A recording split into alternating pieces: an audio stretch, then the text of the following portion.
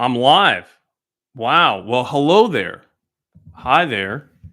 This is really awkward. This is going to be awkward because I have not live streamed in a long time. So we're gonna see what happens. I've already made one error because I'm blocking my quality memorabilia, my quality merch. Hold on a second. I'm gonna move something here while we're live. So we'll get to brass tacks here in a second. We're gonna move. We're gonna move old Joe here. Let's see if we can not drop Joe. We're gonna move Joe. Where can we move? Well, let's move Joe up here. I had Joe up here originally, and I shouldn't have moved him. But I don't want you thinking illy of me because see now you can't see Joe. Now you can't see Joe here at the top. This is utterly absurd. I have to hold on, Joe. There we go. Sorry, Joe. Now we're good. All right. Now you can't do a podcast under the auspices of Joe Montana's right arm without the king himself. See, I still don't like how this is positioned. All right. That's how it's going. It's in reverse. See, this whole thing, forget it. We're starting. I'm not wasting any more time. Hello, everybody. I'm Derek Jones. This is the JMRA Football Podcast, and we are here to talk to you about Week 4. Now, this is a change because whether you're listening to this via your traditional podcasting means or however you're consuming this is also a live stream. So I don't know who's listening to this, who's watching it, whatever. But here we are. And we're here with you. And we're going to get some graphics eventually. I wanted to get this off the ground. Me and technology sometimes meh. But we're here. And we're going to talk about all that was in Week 4. And we've got a lot of ground to cover. If you've listened to the podcast before, assuming you have not, we normally go through every game. But what we're going to do today is something a little different. Instead of going through every game in like painstaking detail, we're going to do a little bit more rapid fire here today because at the end of the day, we got to get down to brass tacks here. We've got to talk about the issues of the day, as it were. And that's really going to be what we're going to center this show on. So let's start out with the top 5 things I am looking at in terms of Week 4. And the first thing we're going to start with, the Buffalo Bills. The Buffalo Bills beat the Baltimore Ravens 23-20 on Sunday. A very controversial game because the Bills were, in my opinion, gifted that game. They were gifted the game because, and then look, I am not negative towards analytics. However, I am 100% against this idea that John Harbaugh needed to go for it on Sunday. So the Bills are trailing throughout the game. They're trailing 20-3. They storm back in the fourth quarter. It's 20-20. The Ravens have the ball. It looks like they're going to go in and score. And then what happens? They decide to go for it on 4th down from, I believe, right around the Buffalo 4. They decide instead of kicking a field goal with arguably one of the 5 to 10 best players on the field in Justin Tucker and say, you know what? We're good. We're not going to do that. We are actually going to go for it. Now, people in the analytics community, a lot of people said, oh, I love it. Go for it. Show some gumption. Why not? Do it. Ham it up. I could not disagree more. The reason you don't want to go for it here, in my opinion, is very simple. It's raining outside. This is not your typical game. I get the idea of not trusting your defense to be able to make a stop. But all the Bills need are 3 points. That's all they need. They don't need to do all this crazy stuff to go down the field and score a touchdown. They just need 3 points, okay? I got that. The issue is this. It is a torrential downpour outside. It rained throughout the day. These are not ideal conditions. So you're going to give the Bills how many of your yards to try to drive and tie the game up with a field goal, or you're going to put them in a situation where they're going to try to score a touchdown.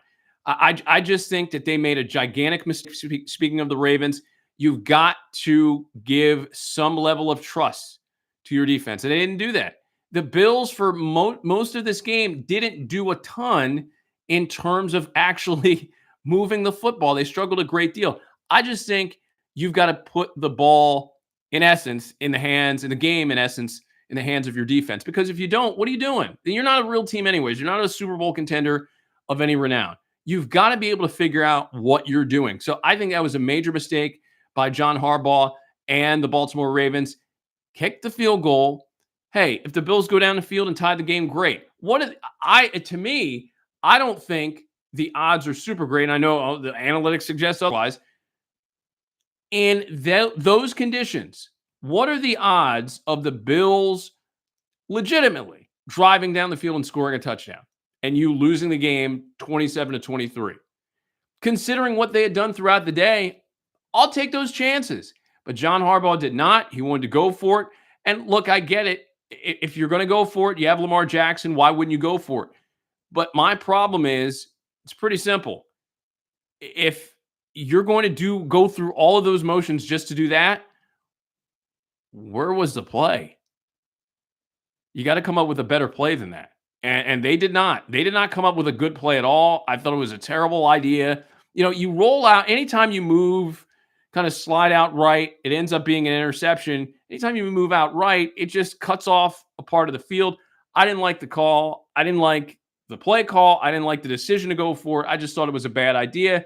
And now you're looking at a situation where obviously the Ravens, are really in trouble in terms of trying to establish themselves easily as an AFC contender. They're 2-2 now in the AFC North. The AFC North, not great right now. You have the Steelers struggling, obviously. We'll talk about them later on. You've got what's going on with the Bengals. We'll talk about them as well. The Bengals have kind of sort of turned things around, but we'll see. And then, of course, you also have the Cleveland Browns, who they're kind of a phony 2-2. So you have a lot of these teams in the AFC North that haven't quite shown you the ability, I think, to be a legitimate playoff team yet. So we'll see. The Ravens defense has been awful at home, and they haven't been able to close games, and they don't close this one again. I know you have the desire there to say, I want to go for it and not put my defense in a situation to lose a game for me. But guess what?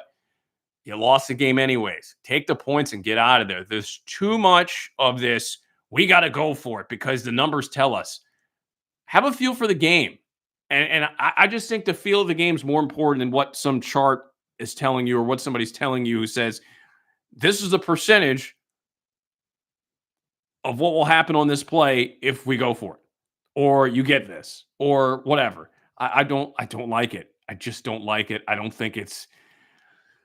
just think we're heading down a bad path. I mean, I get the kicking game as being less, I guess, de-emphasized, if you will, because of the idea of analytics and, we've got to go for it at midfield. We've got to go for it with 5 minutes left to go in the first quarter because who knows? That might be something later down the line. Teams are giving up points, and it's costing them every time, almost seemingly late in games. And once again here, this is another situation where they messed up. And unfortunately for the Baltimore Ravens, they now fall to 2-2. Okay, the other things that caught my eye, we're all going to lump the next 4 things all in one thing. Because I think right now, the most important question in the NFL is not who is the best team in the NFL. It's not who the best team is in the NFC. It's not who the best team is in the AFC. I think the most important question right now is who is the second best team in the NFC? Because I think there are a lot of questions and concerns about that. Who in the world is going to step up and make a run in the NFC? Somebody's going to do it. It's going to happen. I'm confident somebody will step up. But if you're asking me who that is, I'm not 100% sure. So let's get to the discussion here. So we're going to start in the 4:00 games, and we'll get to the main principle, the Eagles, coming up here in a second. But let's talk about what happened with the Green Bay Packers. They win against New England 27-24 at Lambeau. Bailey Zappi. That's right. You heard correct. Bailey Zappi almost took a dub away from Aaron Rodgers in Lambeau Field. So Brian Hoyer gets a start for New England. Things get turned around. It's a situation where obviously New England cannot get Hoyer right in terms of the concussion. He has to leave the game, and we're going to get into the concussion stuff too. That's a whole nother situation. What a mess that is in Miami, but we'll get there. So Brian Hoyer suffers a concussion. He's out for the game. Bailey Zappi comes in, and you clearly see the Patriots play calling as a result gets kind of wonky because they have to try to figure out what this kid can handle. So they had to be careful. But they get the pick six from Jack Jones to take the lead going into halftime. You get, whether it was right or wrong, kind of the bogus touchdown off the delay of game penalty that wasn't called. You get that in the second half. So the Patriots have the lead. It looks good for them, but Aaron Rodgers too much in the fourth quarter. Comes back, makes some big throws. He was awful early on in that game. He completed 4 of his first 11 passes. He was not good at all early on, and kudos to him. He shows you why he's the defending reigning MVP of the National Football League. He comes back, makes some big-time throws, and obviously in overtime, the Patriots can't get things done. The Packers take over and eventually win the game 27-24. So here's the deal. To me, when you look at the NFC,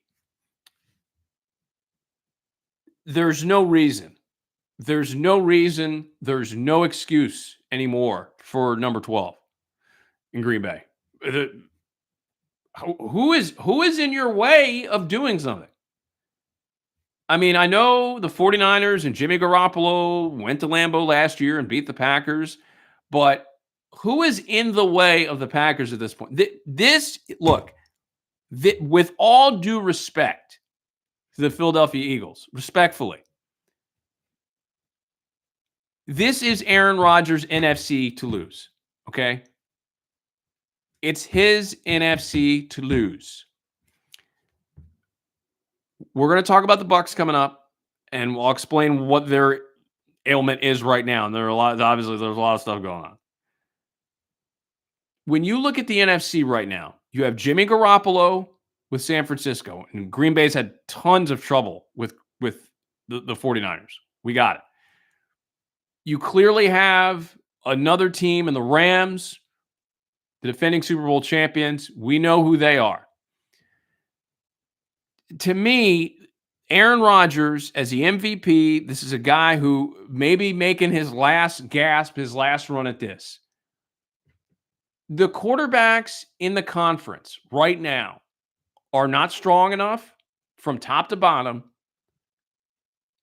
from the time you get into January for you to say, oh, okay, Aaron Rodgers, you're outclassed. No, that's not the case. Green Bay's receivers are a significant weakness. There's no question about that. We'll see if they get Odell Beckham Jr., but the defense is good enough. I don't think I'd rank it in the top 10 in the NFC. Well, I shouldn't say that. Top 5 in the NFC, but it's certainly competitive. I think they can play with some people. But to me, I just think this is a situation where the Packers have the experience. They've been there over and over again with Rodgers, with Jones, with some of the veterans along the offensive line, some of the guys on defense. It's time. This is it. This is on. I know it doesn't seem like it right now because they're not 4-0. They're not the undefeated team in the NFC. If not now, when for this man? When? Tom Brady, the guy who walked into the NFC, was in the NFC for 5 minutes and won the Super Bowl 2 years ago. His team is in borderline disarray right now. I don't know. I don't know what else you guys need to do. I know we've got a long way to go, but the Packers, they get yourselves together by November when you play the Eagles. There is no excuse for them not to be in the Super Bowl. No excuse. I know he has had problems in the postseason. There is no excuse for this guy to not be able to get these cats out of the NFC. Are the receivers good enough? We'll see. But you know what? Most of the time, when you look at Super Bowl teams, they don't have great receivers. Not every receiving group is like Oz Hakeem, Isaac Bruce, and Torrey Holt. I mean, the time is now for Green Bay. My goodness. Oh, yeah. The team that's actually in the number one spot in the NFC, the Philadelphia Eagles, 4-0. Down 14-0 on Sunday to the Jacksonville Jaguars, but credit them. They come back. They storm back. They score 29 unanswered. They win 29-21. Trevor Lawrence, 5 turnovers in the game, including 4 fumbles. Terrible job by him. Look, the Eagles were great. They ran the ball down the throats of the Jaguars. Jalen Hurts, not his best game so far, but one that was good enough to help grab a victory. And look, I think that as the season wears on, the Eagles have really positioned themselves, and I said this last week on the podcast, like they've really positioned themselves to be the number one seed in the NFC. That schedule's garbage. There really aren't a significant amount of landmines to stop them from getting to the Super Bowl. So I think you're just going to see a situation here where they should storm through the NFC and not have many issues. And if they're able to do that, they'll be the top seed in January, and we'll see what they can do. Now, one of the interesting developments is what's going on in Dallas. So the Cowboys beat Washington 25-10 on Sunday. And look, they've got a pretty good defense. I have to say, it has not been bad at all. And we'll see once these teams start stepping outside of the NFC East just how good it is. But I think you have to be kind of impressed with what Dallas has done so far this year with Cooper Rush. They're 3-1. They're playing with confidence. They trust Cooper Rush. Big test on Sunday when they take on the Rams. That's going to be a huge matchup in LA because if the Rams lose two in a row, you have to be worried about the Rams now. But I think as all of this relates to the Eagles, at least for right now, their two main concerns on the schedule, and we'll see what happens with the Cardinals. Is there a chance they could lose to the Cardinals on Sunday? Yeah. Will they? I wouldn't bet on it. But there is a chance. The Cardinals the Cardinals will make you work in the sense of you're going to have to chase Kyler Murray around for 4 quarters. We'll see if the Eagles can deal with that. They should be able to move the ball. But I think when you look at the Eagles' schedule, you're looking at the Cowboys games and the Packers. That's really it. Maybe the Saints turn it around. Maybe the Colts and Titans turn it around. But the Eagles don't have to play Tampa. They don't really have to play anybody else in the NFC of any virtue outside of the Cowboys. I mean, the Giants, the Giants aren't ready yet. I know the Giants are 3-1, but you can't take them seriously yet. You're looking at these teams so far, it's hard to envision a world where the Eagles struggle significantly, unless there's injuries, and that could happen, and they got a little banged up on Sunday. The Eagles should be able to win 12, 13, or 14 games easy with that schedule. And their over-under this year was 8.5. They should nail that easily.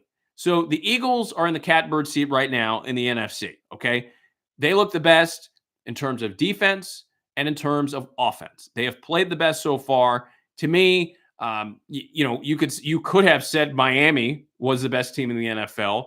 Maybe you say Buffalo is the best team in the NFL. I kind of think that Buffalo is still the best team in the NFL, but in the end here, man, it's tough to deny what the Eagles are doing right now. Can they keep it up? I think so. But man, that schedule, it's hard to argue against that. So let's stay in the NFC.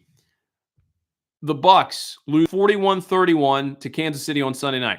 Watching that game, you knew the second Rachaad White put that ball on the grass, you knew the game was in huge trouble for Tampa because it's on a tee right away for Patrick Mahomes, and he's set to go, and they go right in.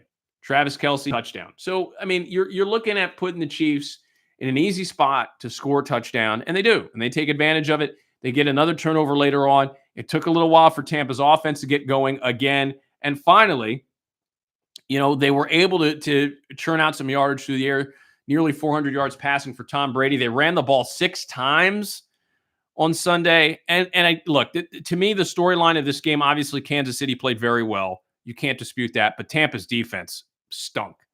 Tampa's defense was a massive disappointment. I think teams right now, it's going to be a hit or miss situation on how they deal with the Chiefs without Tyreek Hill. I was saying this to somebody the other day. I said, one of the dangerous things about the Chiefs in the red zone and just at large, which makes them generally tough to defend, is you don't know what Patrick Mahomes is going to do. But I think the scary thing is neither does he. And because of that, I think it makes it very hard for teams to defend the Chiefs on a down in, down out basis. So the offensive line played really well. I think the thing that you have to be very worried about for Tampa is how well the Chiefs ran the ball. The Chiefs ran the ball right down Tampa's throat. Tampa was the preeminent run-stopping defense. It has been the preeminent run-stopping defense over the last couple of seasons. And, Vita Vea, they just ran by and around him.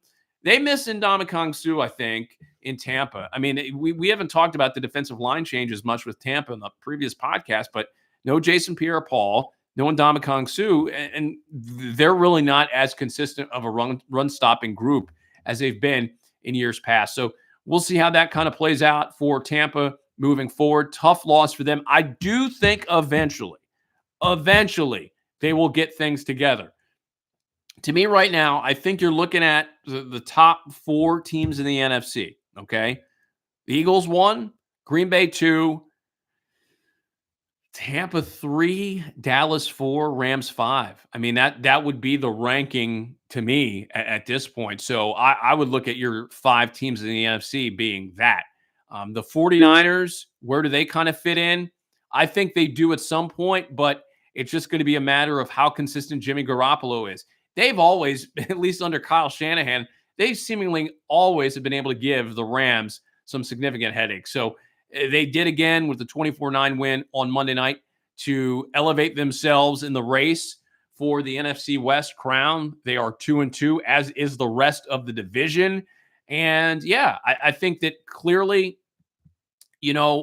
as this season wears on, it's going to be a very intriguing race in the NFC West to see who kind of steps up. And the Rams have problems. The Rams can't block. I don't think their defense is very spectacular right now. So until they get that offensive line fixed, nothing else is going to work. They can keep trying to force passes to Cooper Kupp all they want, but if they can't block for Matthew Stafford and if they can't run block, they're dead meat. They're dead meat. It's not going to be anywhere close to what happened last year. And remember, for as good as that season turned out for the Rams last year, they had some huge breaks to win the Super Bowl. And it appears right now they are not heading anywhere close to a similar fate at this point. So it is going to be very difficult for the Rams to repeat as Super Bowl champions or for them to get out of the NFC unless some things change immediately. Okay, let's shoot around the league and take a look at some of the other games that went on. The Bengals win Thursday Night Football 27-15 over the Miami Dolphins.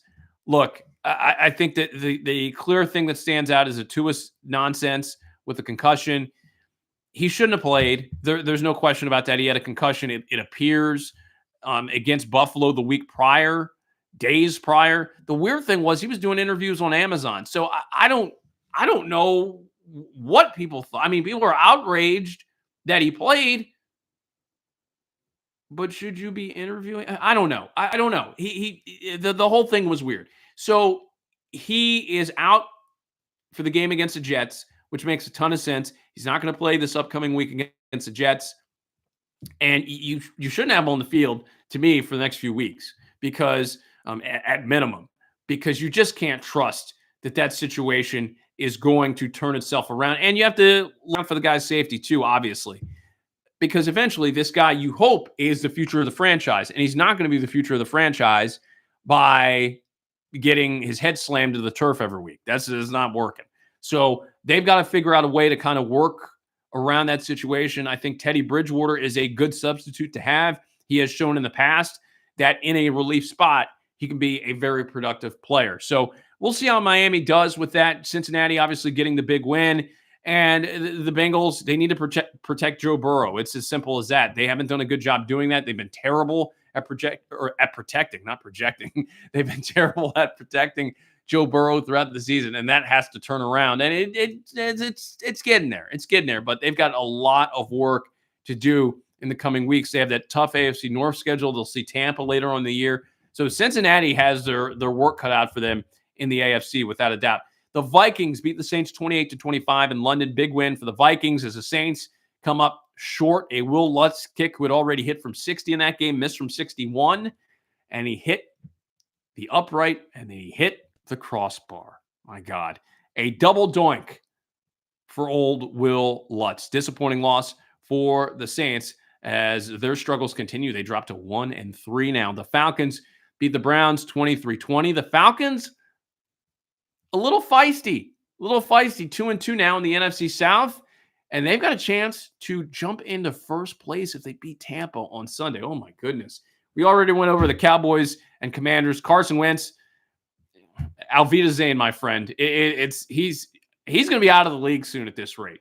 Seahawks 48, Lions 45, perhaps in the shootout of, well, not perhaps, it was a shootout of the day. Geno Smith, man. Geno Smith is one of the top quarterbacks in the league based off the numbers. Isn't that crazy? This man, Geno Smith, is outplaying Russell Wilson right now. If I told a Seahawks fan at the end of last season that Russell Wilson would be getting outplayed by Geno Smith after you traded Russell Wilson, you'd be like, nah, come on, man. That's exactly what's happening. Crazy, crazy, crazy time. Chargers bounce back 34-24 win over the Houston Texans. Much needed win for the Chargers. Justin Herbert looking strong, throwing for over 300 yards. Austin Eckler gets a couple of scores as well. So big performance for the Chargers. Titans 24, Colts 17. The Indianapolis Colts. What are we going to do with y'all? Now Jonathan Taylor's hurt. He's going to be out Thursday night for the game against the Broncos. Tough times headed the way of the Indianapolis Colts. The Giants go to 3-1. They beat the Bears 20-12. The Justin Fields era, man, that's hurting. Daniel Jones, speaking of hurting, suffered an ankle injury. Tyrod Taylor got hurt as well. They were running the Wildcat with Saquon Barkley at various points throughout the game. So the health of Daniel Jones will be something to monitor. And he'll be back, but that's something when you get those ankle injuries, that's not great. And they've got an interesting week coming up because on Sunday they will play in London against the Green Bay Packers. The Jets beating the Steelers 24-20. Awful loss for the Pittsburgh Steelers. The Steelers are not going to win many games this year, folks. I know Kenny Pickett is coming into the mix here to start at quarterback. He threw a few interceptions on Sunday. He's all right. I just think you're in a situation here with the Steelers where you're in a no-win spot. You've got to start the rookie at this point, and it's probably going to cost you some games. And I think the Steelers eventually will be a good team, but it's going to be a few weeks, and their schedule gets a lot harder. They've got Buffalo coming up on Sunday. They're 14-point underdogs. When's the last time you heard a Steelers team being 2-touchdown underdogs? I mean, maybe the only time I can think off the top of my head is maybe when they played the Patriots in 2007. I can't remember a time where that was even remotely possible for them to be a 2-touchdown underdog. Cardinals 26, Panthers 16. Dreadful game. Dreadful. I tried turning that thing on and I immediately regretted it. Just not great. Kyler Murray able to really get the Cardinals over the top. Baker Mayfield, again, Sam Darnold suffered an injury during the preseason. Things are struggling right now for the Carolina Panthers. They're going to be in deep trouble in the NFC South. If the Cardinals hold serve and beat the teams they should beat, they're going to be in the playoff race again. And then a big one on Sunday against the Eagles. And to round things out, the Raiders 32, the Broncos 23. The Raiders get their first win of the season. The Broncos spent over $200 million on Russell Wilson. And look at that return. Not good. Not good at all. And that, my friends, is the end. We have concluded the JMRA Football Podcast. I will say this briefly as we close things out. I know I did not talk about Tom Brady and Giselle and that whole situation. Look, the man will talk when he wants to talk, I'm sure. And I don't think it'll be anytime soon about that in any detail. So when you have two folks worth that kind of money, I don't think we're going to hear anything anytime soon or maybe at all. So let the man be. Let her be. I see all these people tagging him on Twitter trying to make jokes and stuff. Hey, I've never been married, but I can tell you that stuff sucks. So just hope the best for everybody involved in the situation. I would assume the next time he's in front of a microphone or behind a microphone or wherever you want to put it, somebody's going to ask him about it. I don't expect him to answer any questions about it. It's football time, and until football time is over, then I don't think you're going to get a peep out of him. I don't think you're going to get any news out of it unless you read the New York Post, which is where that story emanated from. But with that, that concludes the JMRA Football Podcast. By the way, Player of the Week, Geno Smith. Come on, Geno. You got to give Geno Smith some love. That man's dealing right now in the NFC. Dealing for the Seahawks. I don't know if the Seahawks are going to win 7 games or 6 games or 5 games, but I am enjoying the Geno Smith experience. All right. We're done with our first live stream. I guess we'll keep going with this. We'll see what happens. More to come. Until next time, happy football, everybody. And follow on Twitter at Derek Jones, DEREK Jones 79 on Twitter. Till next time. See ya.